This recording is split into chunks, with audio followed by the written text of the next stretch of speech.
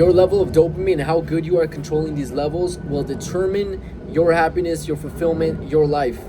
The success in your life, everything.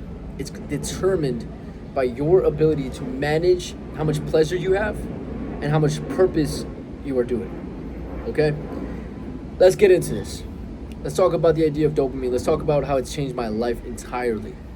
Okay? As the most simplest way to explain this to everybody is you are overstimulated. You probably are doing too many things to make yourself quote unquote happy, to make yourself quote unquote not bored, to entertain yourself. You're doing too many things at a certain day, every day probably, and this is leading to you feeling unsatisfactory about your life. This is leading to anxiety, depression, low energy, brain fog. It's 7 p.m. I've been working all day and I still can make this video and I don't have any brain fog. I'm here. I'm awake. I'm alive. I'm grateful. My energy, to be frank, it's not 10 out of 10 crazy like how it is when I'm having a coffee at 10 a.m. necessarily, but it's really good. It's great. I feel good.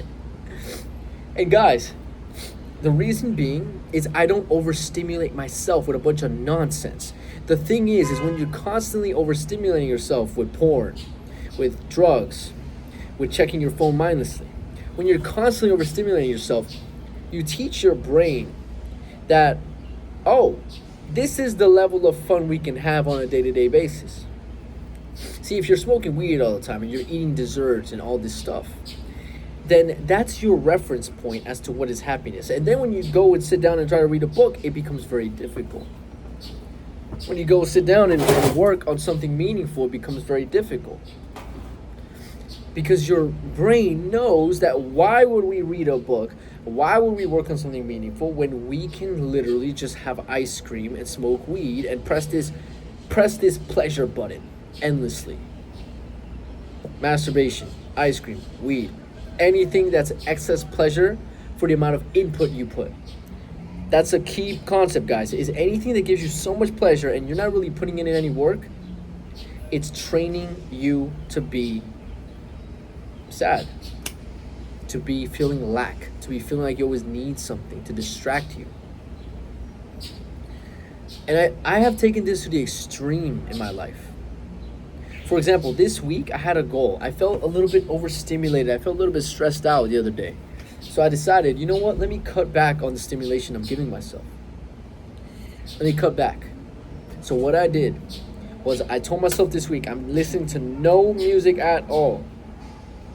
And I'm listening to no podcast, no YouTube, no nothing, no audiobook, no listening, no AirPod usage. Instead, when I clean the dishes, all I do is I'm cleaning the dishes. When I'm cooking, that's all I'm doing. When I'm working, that's all I'm doing. There's no background music. When I'm walking down the street, that's all I'm doing. When I'm cleaning up my dog's poop, that's all I'm doing. You know what that does? It makes my mind have time to process and relax, and it's something a lot of you guys aren't used to. You're constantly giving yourself stimulation. You don't let yourself become bored.